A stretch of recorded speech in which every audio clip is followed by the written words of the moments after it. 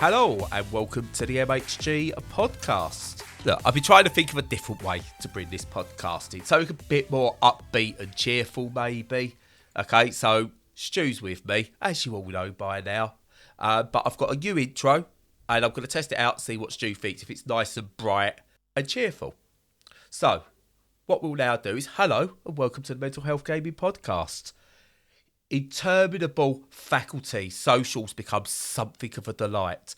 They would abscond to a quiet table and lose ourselves in a riveting discussion, a passionate debate. Is that nice and snappy, Stu? Yeah, did you get that out of ChatGPT? No, I got it from a game we'll be talking about in a little bit.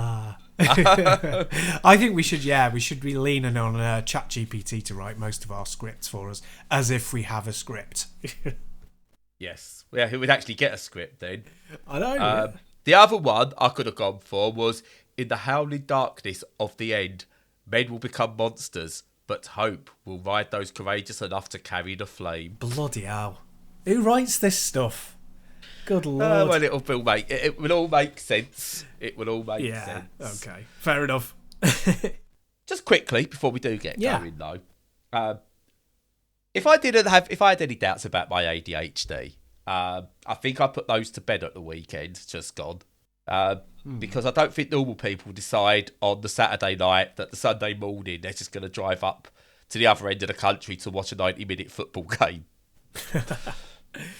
Probably not that often. No. But yeah, no, we decided just to make an impromptu trip to Prenton Park in Tranmere to watch Liverpool women play on Saturday night. I decided to go Sunday morning and day trip it. That's really cool, though. It's nice. What's brilliant about that is that everyone's on board. Like, everyone gets excited and enthused about it. That's really cool. It's good to be able to do that. And we managed to convince Edith she was still only going training. Right up until she saw one of her friends in the pub beforehand. And it was, I tell you what, it was a brilliant game of football as well. Liverpool won a game they probably were never expected to win, and it was brilliant. Nice. And it was her first time at Prenton Park as well, which was nice. She's never actually been to Prenton Park before. Cool. We've done all the away games pretty much, bar one. But yeah, it was the first time at Prenton Park. Excellent. Yeah, it seems like she that had was a lovely. Great time. Yeah. Oh, it was brilliant. It was absolutely brilliant. But yeah, just wanted to get out there, just to show I'm a good football fan. Definitely. No, but that's really cool. It's always good to hear like people having a nice fun time as a family. I know that sounds really kind of sentimental, but it's good. It's just it's not easy to achieve, so it's good. No, it's needed. I mean, we go without for lots. The kids don't get much, unfortunately, because we can't really afford it. And do you know what? We're going to eat we're eating just plain pasta and shit for most of the following week and stuff like that. But it's worth it just to put smiles on the kids' faces, because it's, as we said before, it's not the kids' fault that the country's going to shit. No, most definitely not. No, bless them. Talking of shit, video games are shit. Are they? Yeah, some of them are. Apparently. That Tears of the Kingdom, 7 out of 10. Oh yeah, it's a 6 out of 10, probably all day for me. Oh no, it'll be good. Come on, we know it'll be good, but it's a 7 out of 10. I am really looking forward to it, but no, I don't have it, just for the benefit of the audience. So yeah, Brad is very unlikely to play it or play it much. Certainly within a reviewable time period. I am, but I haven't got it yet. So yes. By the time we talk about it, you'll already have made your mind up. Yeah, totally. Yes, if we do talk about it, it's not going to be in a classic kind of, oh, this is what it's like, and this is this, and this. It'll be more like what it makes me feel, rather than what the game is actually about. Yeah. And obviously, for the old engagement, we'll name this episode Tears of the Kingdom 7 out of 10. Yeah, absolutely. Yeah. I'd love to be to a stage where we're getting a DDoS attack because we gave a video game review score people don't agree with. Yeah. Means we've made it. True. That's very true. Let's aim. I need the clicks. Yeah, let's aim for that. Definitely. But hey, instead of games we haven't been played, what have you been playing, Stu? Or, actually, wait, I can't remember the order we said. I think I said I'll go first. So, save me, Stu. Yeah. Awesome. So, what have you been playing? I've been delving into the world of inside computers, and the people that live inside the computers back in the 70s, yeah. I've been playing Tron Identity. Ah. Now, I don't mind Tron. Obviously, when I was younger, Tron was the coolest thing ever. Okay, neon suits with lights on them and light cycles and all that kind of thing. I think I even had a Tron video game that was based around the light cycles that was really good. I played it on the Commodore with one of my uncles. It was brilliant. Yeah. And yeah, Tron's cool, but it's also not cool anymore, really. But when you put Mike Biffle in charge of a project, you kind of have to sit up and take notice. And Mike Biffle basically has made a Tron game. It's a detective visual novel type affair, which I won't say much about in terms of story, because again, it's one of those you've got to go into it as like knowing as little as possible to get the most out of the story. But it's got a lot of stuff to do with Tron in it because it's a Tron game. So if you know the lore of Tron, you're fairly caught up and stuff goes on and you do stuff and then there's mystery going on and it's a lot of visual novel, a lot of reading and decision making. And you play someone, I think he's called Query, and he's a detective program, and you've got to uncover of a mystery of kind of what was taken. Something's been taken and you've got to work it all out, who was involved, that kind of thing. And considering it's a visual novel with a lot of just reading and making what seems like binary choices, it flows together really, really, really well. And it feels like, again, I suppose almost the evolution of the old Ian Livingstone books. Again, I think we've mentioned these with other games before. It really feels like this is what those have evolved to. Yeah. But they feel a lot more coherent now because you've got the visuals and it's now clever ways of tying it all together. It doesn't feel very as much of, turn to page 15 and then read that and make decisions. It just flows a lot more naturally. And considering I've never really cared much about the story of Tron, I just thought it had cool aesthetics. This is the first time I've done anything to do with Tron and actually cared about the story. Yeah. It's got lots of little puzzling elements in it as well, so it's not just reading. There's lots of little bits that keep you really engaged really, really well. And I'll say it again, Mike Biffle is one of my favourite developers, and he's done it again. Not his best title ever, but another licensed one he's done, following up John Wick, that just, it's brilliant. It does a really good job of what it's meant to do. Yeah, it's a really good, the Tron sort of IP, if you like. It's a really good platform for games, obviously, because the original film, people were playing games they were playing games in the real world. They went into the computers and then they were playing games in the virtual world. And yeah, the disc thing is great. That's the formation of a good game. The light cycle's even better. I've only ever played 2 Tron games. One is like a browser game where you use you play the light cycle thing with the key, with like the arrow keys, which was really good fun. It's just a free in browser game, great to play when you're supposed to be working in an office. And the other one was Tron 2.0, which came out decades ago on the PC and looks really lovely. I think it probably still looks lovely because it's very simple, but yeah, it's a rich ground. I don't think it's probably been exploited as well. I played the disc. I played 3. I played the disc one in the arcade. Yeah, as well. Yes, yeah. The one where you're both on different platforms. Yeah. And Yeah. That one. Yeah. So it's fertile ground. I would never. I try every now and again to get into visual novels. I just can't do it. I just don't enjoy them at all. So I won't be touching this one. But I know it sounds like it's a good one. Yeah, I mean, I keep saying I don't do visual novels. I do. I think the problem I've still got is I look at visual novels and just think of like waifu type things, which doesn't help. Where they've moved, obviously, most of the ones I've played are waifu type games. They've actually sort of like Coffee Talk, I think is absolutely brilliant. This works really, really, really well. So they've moved on. They need, I think it's just the term visual novel is a bit creepy.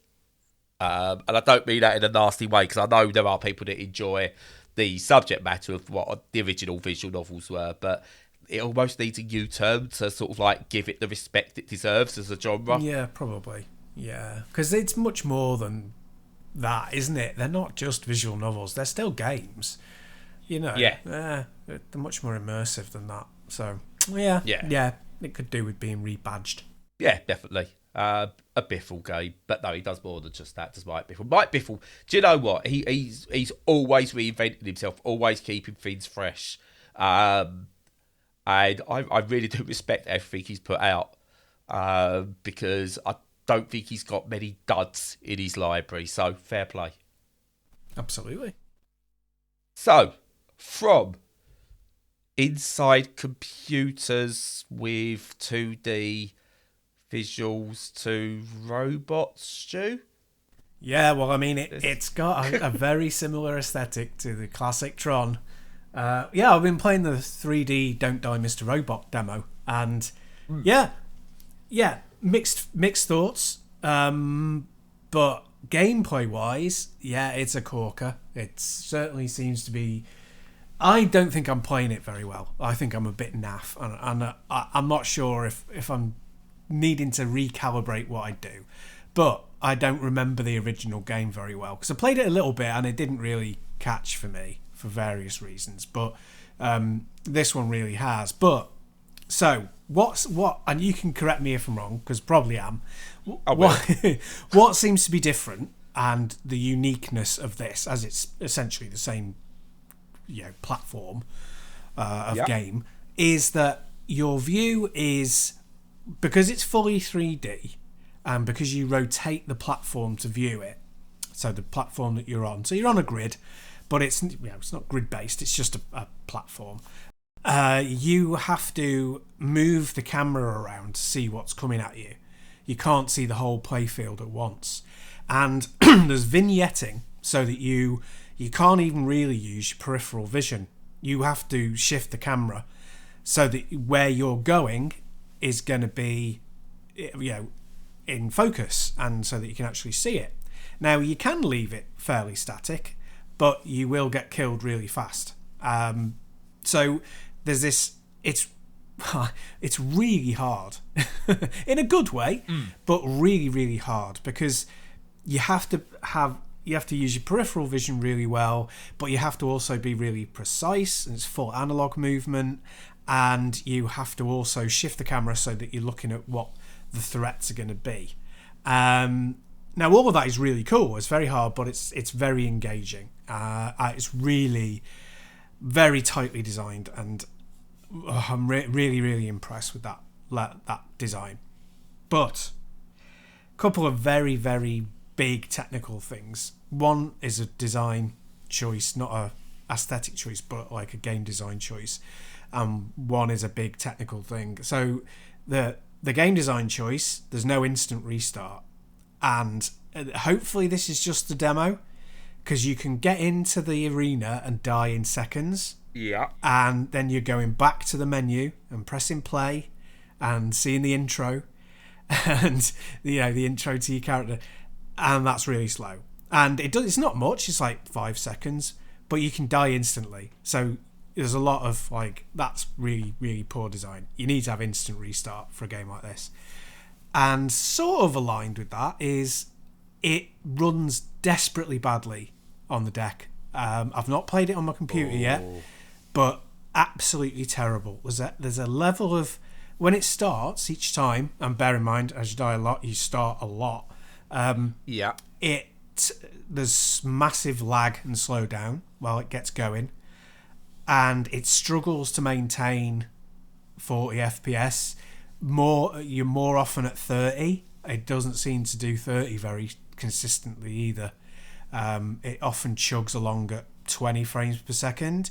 So it's got a real problem with its engine at the moment that I see. Especially, I mean, I can't comment on what it's like on a full fat PC, but as this is something that you assume is going to be on Switch, it looks like it needs a lot of work on its engine, to be quite honest with you. I'll do some more digging, and it's only a demo, but it's a real concern because it takes away from... because reactions are so important. You can't have input lag in a game like this.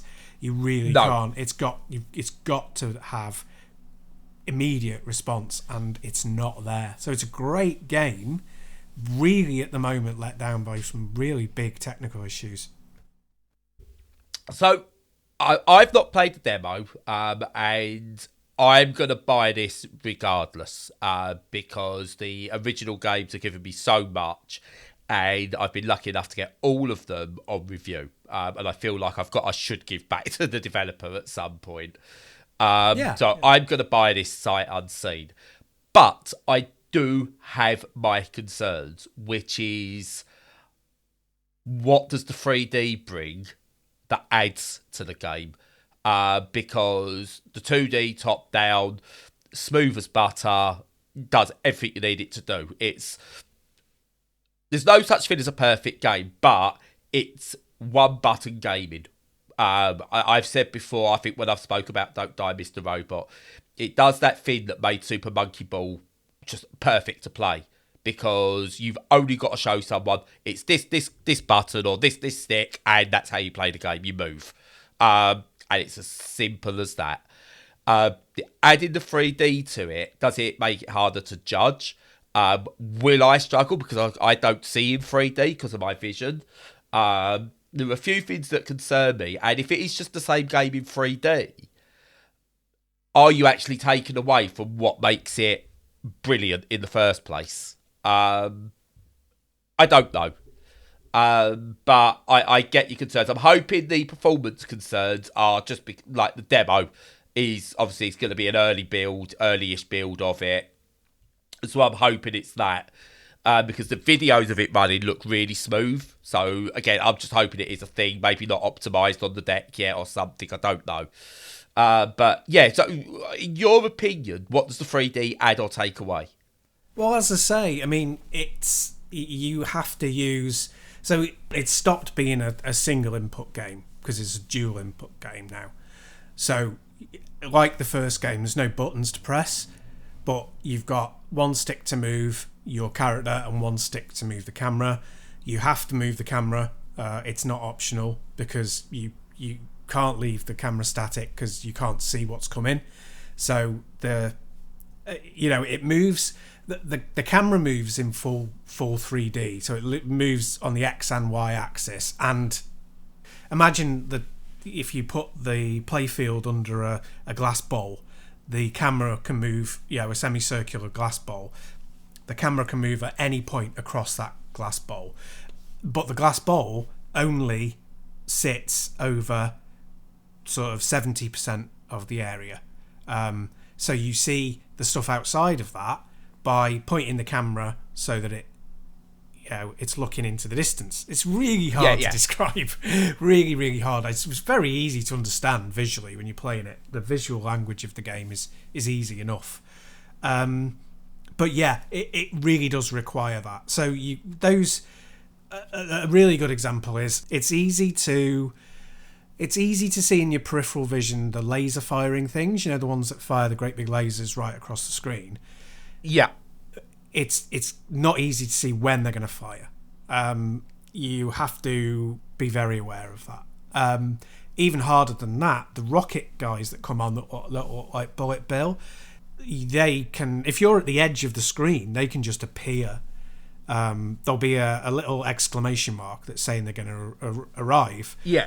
But they can just, you can miss that, and because you haven't got the camera pointed in the right angle, they can come in and you won't see them. And then there's those clamps. There's like the spiky clamps that come together. Yeah. At the moment, they're the hardest thing for me because they are right at either edge of your visible area. Sometimes you don't see them at all. And then, wham, they've got you. So, yeah, it's really, really hard. It's really hard. And you have to keep that camera in motion all the time to make sure you're seeing everything that's happening. And trying to do that whilst navigating your character, it's a real challenge. Good, as I say, a really good game, but a very hard game. And I think it's hard to evaluate how tight the mechanics are until I've played it on something where I can get a solid 60 frames per second or above, really. Yeah. And to be honest, I think it's very hard to improve on what the original Don't Die Mr. Robot was. I think it's, for its cost and for what it does, I thought it was absolutely perfect. I don't think I ever played it and went, oh, do you know what this needs? 3D. Yeah. But, Mike and the team, they've made some really good games, and if they want to be experimental, I'm all for that, because they're trying something. They're trying to see what they can do with it, and I'm always, if you want to try something, go for it, and they've earned the right to try something, and I hope it works out for them. But I said, I'm going to buy it regardless, because I want to reward them for the joy they've given me. But I could see why this might not be a success compared... Well, they've never had the success that they deserve, which is unfortunate. And I can see why this might not be, but I hope I'm wrong. Yeah, me too. It's very much a wait and see. I'll definitely be buying it as well, to reward them. I think there's a lot of good in it, and we'll just see for the rest. And if you haven't bought Don't Die Mr. Robot, buy the 2D version, because it is absolutely fantastic. A game you can put on if you've not played it in like months, put on, still know what you're doing. You can set a challenge and take it from the one-time #1 Don't Die Mr. Robot player in the world. Just want to point that out. #1 at some point. Sorry, I'm just halfway across the room trying to plug in my controller because I'm desperate to see what the 3D game runs like on my PC. Oh, okay, fair enough. But yeah, I'll just point out again, the one-time #1 player in the world. When there were 3 people online. That's right. Whoa! There was 20-odd people. Thank you very much. Wow. I know. Well done. I beat the developers out and someone from the forum. Awesome. So that's pretty good. I don't know where I am now. I think I've dropped down the list now. Probably. So, from the bright colours and visuals of 3D Don't Die Mr. Robot, with loads of bright colourful fruit and monsters and robots and stuff like that, we're going to go down into the deepest, darkest depths of the dungeon for a second time, because I've been playing Darkest Dungeon 2. Now it's been released on Steam. I assume you're aware of the original Darkest Dungeon, Stu? Peripherally, yeah. Yeah, you've never... it's not one I imagine you've ever played. Certainly not.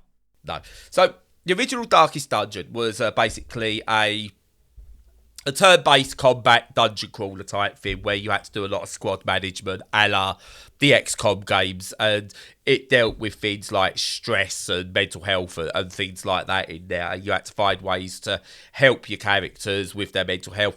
Some issues they'd get would give them benefits, others would be negative traits, and all loads of different things like that. And it was really, really good. But I had troubles with the in-between parts, the actual managing them between like dungeon runs. I felt it was a bit too overwhelming. So, Darkest Dungeon 2's come out, and they've turned it into a roguelite. Now, stay with me, Stu, okay? No, right, so it's what they've done with this is they've completely streamlined what I would call the boring bits. So now, instead of having to grind your way for 30, 40 hours to get decent enough squads to take out into a dungeon run, basically you pick 4 characters from a roster and you start fresh every time. And you build them up as you go, as you would in a roguelite. And it works because of it. It's taken out the horrible grind, and you still get all the different traits. You know, characters can become resentful, they can get stressed. When they hit a stress level, they could have a meltdown, lose all their health, or they become resolute and like gain extra health and extra buffs and things like that. So it's got all those bits in there. But now you kind of ride this this stagecoach down through a level, and you follow this level in a Slay the Spire style map. So you choose which way you want to go, what events there'll be, stuff like that. And then you go in and you still do usual battles against like minion type enemies, and then you might get boss enemies, and you work your way to fight a big boss. And yeah, it's absolutely wonderful.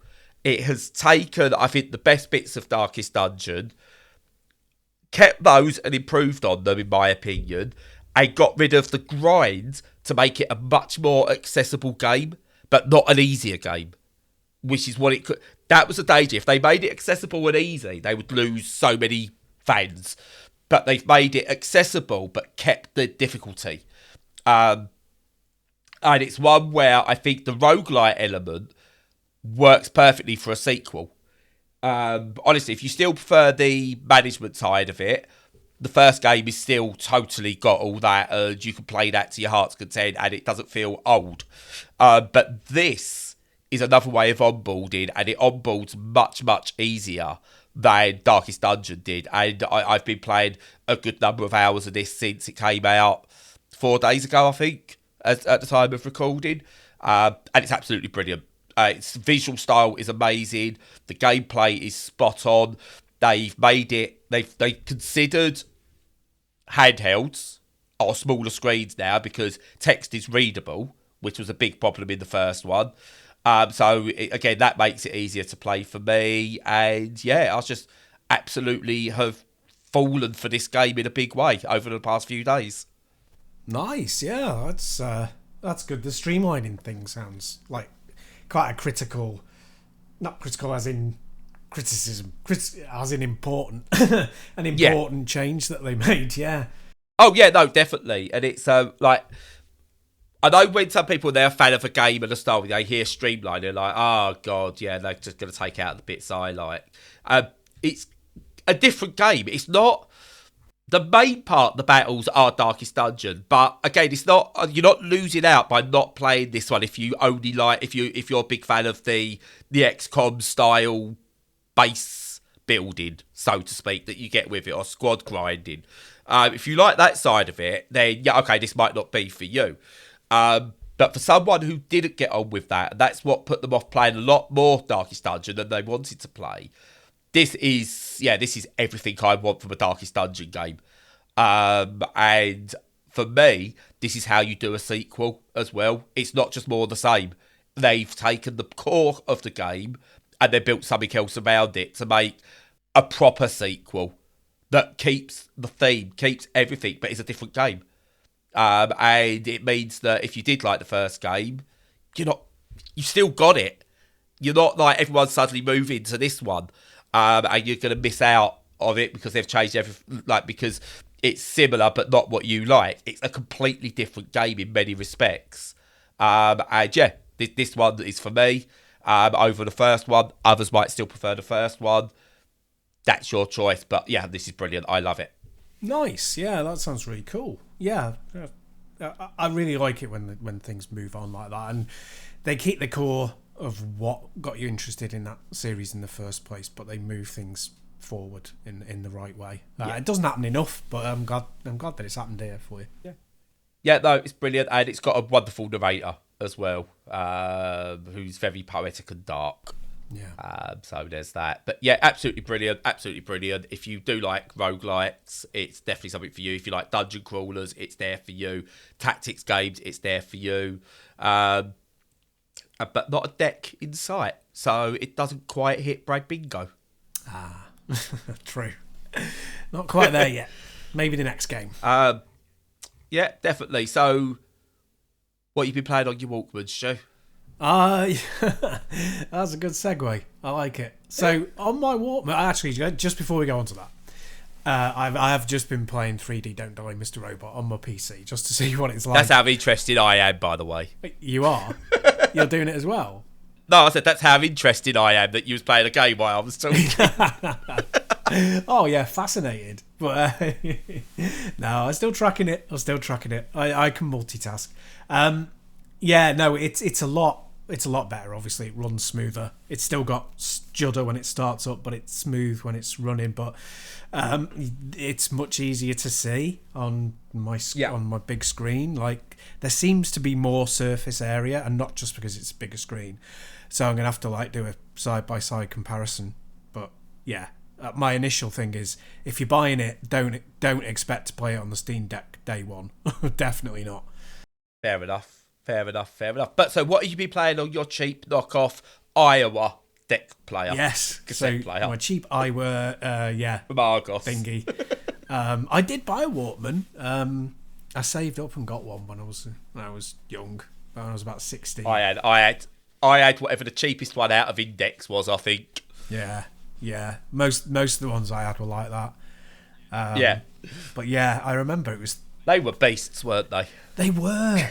The proper Walkmen were just so good. Like, from an engineering perspective, they were so good. They just lasted forever. Whereas your Iowa ones, they died. They were such false economy because they died after like a year. But before we get into the game, can I just go a bit Daily Mail GB news for a second? If you must.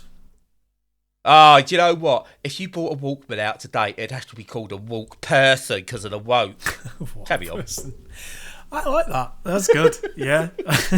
Sony should do that just to piss everyone off. Oh, I would love that. Yeah. But to put in your obviously into your. This is the longest segue ever. I know, right? A good one though. But yeah, if you want to put something in your Walkperson, you're going to put in a cassette and. Bardy bar segue connection Cassette Beasts, yay! So yeah, we've been playing Cassette Beasts, haven't we? Unbeknownst to one another, just separately. Yeah, I can't really say a lot about it. It's Pokemon, but with a different skin, but in a good way, and it's all right. It's much better. It's the best Pokemon game. I don't know what I expected from it, but. I just find it really boring. But that's me. That's not the game. That's that sort of game, isn't it? You're not a big fan of. Yeah. The story's kind of like not there for me. Although the place is called New Wirral, which is amazing. I know, that made me laugh. That's astonishing. That is. So anyone who doesn't live in the UK. The Wirral is a peninsula that's sort of between Wales and Liverpool, and it's near where I live. And is it having New Brighton in it? Yeah, New Brighton exists. New Brighton, it'll have to be. New Brighton, yeah. So just having that name checked is really strange, but ace. So but what did you think of it? So basically, I look at this. This is what if Game Freak actually cared. To develop the original Pokemon system somewhat. This is what they could have ended up with. Because it's Pokemon, but fresh. It does things that Pokemon doesn't. It doesn't feel stale. It is a Pokemon game in many, many ways. But also in other ways, it isn't. I've played, like, when I was like 5, 10, 15 minutes into it, I was very much... Oh, yeah, this is Pokemon. An hour or so in, I was like forgetting that this is a Pokemon-style game. It was just its own game. And yes, it has many of the trappings, and you can't get away from the fact it's Pokemon with a different skin in many ways. But it is the best Pokemon for the last, let's say, 25 years. Yeah. Red, blue, yellow, those ones were all brilliant. They were at the time. And honestly, I don't think they've ever been bettered by Game Freak, personally. I still, every now and again, pop back to a very old save of Red that I've got. And I play that. I've managed to keep my save and get it transferred onto a normal file, so I could knock it around whatever system I've got. Still pop back to that. The other games, I never really bothered. Didn't really care too much because it was the same game. This though, yeah, really, really like it. They have missed a trick though, because you can fuse different cassette beasts together, and they didn't call it a mixtape, which I felt was disappointing. That is a shame. But that's my only criticism. They can do that for the sequel if there's a sequel. Yeah, they can take that. Based on I think it's their Twitter, or it might have been on Steam. It looks like it's doing really, really well. Good numbers. So yeah, it would have been a 10 out of 10 for me, but because they didn't use mixtape, it's a 2 out of 10. I'm sorry. Oh god, yeah, drop right down the rankings. But yeah, no, it's lovely. Everything about it is charming. It does get dark in places, I will say that. Not like overly dark, like child's cartoon dark. But the battle system I think works really well. I felt like with Pokemon you could brute force your way through battles and not really care about a lot of it. Whereas this feels like it's got slightly extra layers and you have to consider your buffs and everything a little bit more. Animals are in the open as well, so as you're travelling, you come across other beasts. They're all in the open, so they're all in the world, and so you're not like going, "Oh, I'm walking through this grass. Oh, now I've been surprised," or anything like that. So it's taken all the bits that don't work with Pokemon and sort of improved on it. But it's not just about that. Whilst you're in the overworld, in your human form, because you transform into the beasts, they're not actually fighting the beasts themselves. You take their powers and transfer into them because you copy them, and you've got to play it. So again, I don't want to go too much into story and ruin anything, but there's lots of puzzles and things like that to do in the overworld, and what's really good is once you've got a beast's ability, and one of my biggest pet hates with Pokemon was always, you got the ability to swim, but you've got to make sure you've got that particular Pokemon equipped. You might have a flying Pokemon and a swimming Pokemon type one in your actual inventory that you carry around with you, but it's the one that's equipped has to be the one to help you do that task. Like, you've got to have the Pokemon with Slash to cut down bushes. Not just have it in your pocket, you've got to actually have it. Whereas this goes, well, once you've learnt that base skill, you can do it. So, yeah, brilliant, well done. Let's do that. And it's got a diverse range of characters as well. Yeah. Because, would you believe it, there are black people in the world, and you get those in this one as well. Yeah. There's no helplessness. I mean, I'm a bit harsh on Pokemon there because, Misty is never a damsel in distress as such. Jessie is as equal to James in Team Rocket and everything like that as well. So I will say, in terms of gender equality, they've always been pretty okay there. But it feels a lot more diverse in terms of skin colour and stuff like that, for one. And you can choose your pronouns as well. So, well done. Good for them on that one. Yep. And, yeah, I like it. The characters are fun. Like the different cassette beasts are there. They, like the way you can mix them, they all create something unique. And there's not 8 million of them. So it feels a bit more confined in a good way. But yeah, I absolutely love it. I've only a couple of hours in to it so far.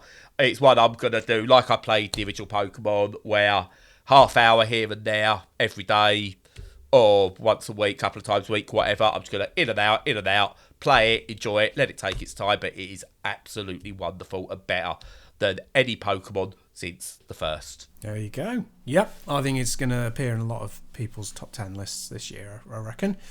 Yes, I don't think it's going to be anyone's game of the year, personally.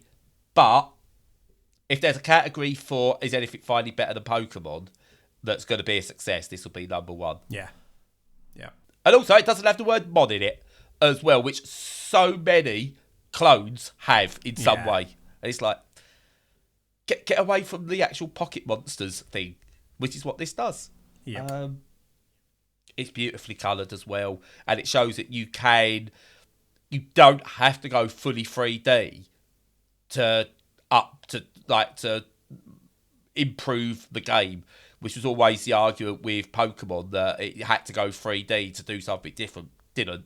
Just needed to be a bit different at times and evolve for a game that's about evolution, it didn't really evolve all that much.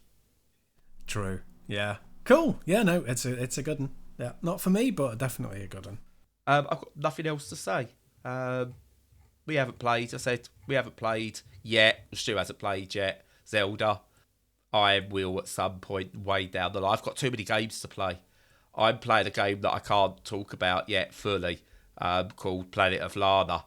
And I've got no need to play Breath of the Wild. No, the other one. Tears of the Kingdom. Tears of the Kingdom. Because I'm playing Planet of Lana. And I will say now ahead of time, without doing full coverage, we may be talking Game of the Year territory here. Nice. I like it. But you've got to wait another 2 weeks before I can properly cover it. Wow. But it's 2 weeks? That's too long. Yeah, I got it very early. But yeah, what's the embargo? It's like 23rd of May, I think, the embargo. But yeah, it's wonderful. I absolutely love it. I've even passed my notes on to the developers. I went straight back to the PR and went, can you send this note to the developers? I really, really like this game and I need to tell someone. Nice. Well done. Yeah. So yeah, looking forward to hearing about that one. I've been playing tons and tons of Resident Evil 4 VR, which is it's an absolute corker. You know, it's the GOAT. It's not necessarily my greatest of all time, but it's definitely up there. You know, and it's just so good in VR. It totally changes the way that you do your crowd control, the kind of weapons that you want to have in your inventory, and weapon switching out. It's so good. It's the absolute gold standard of how you convert an old game into VR, which should be happening constantly, in my opinion. You know, as I've said before, anything like that you can do in first person, you pretty much should be able to shift over into VR if it's old, because no worries about the power. So it's great. So that's been taking up a lot of my time. But other than that, yeah, it's been a good gaming week really, and I am kind of looking forward to Tears of the Kingdom as well, when I can be bothered to pay for it, because I'm cheap. Yeah. Get Tears of the Kingdom out of the way, okay? Should have enough time, 2 weeks, if you hammer it every day. Get it out the way, right? Then get ready for Planet Alana. I'm sure everyone will take you up on that, definitely. But yeah, in the meantime, all 30 people that listen.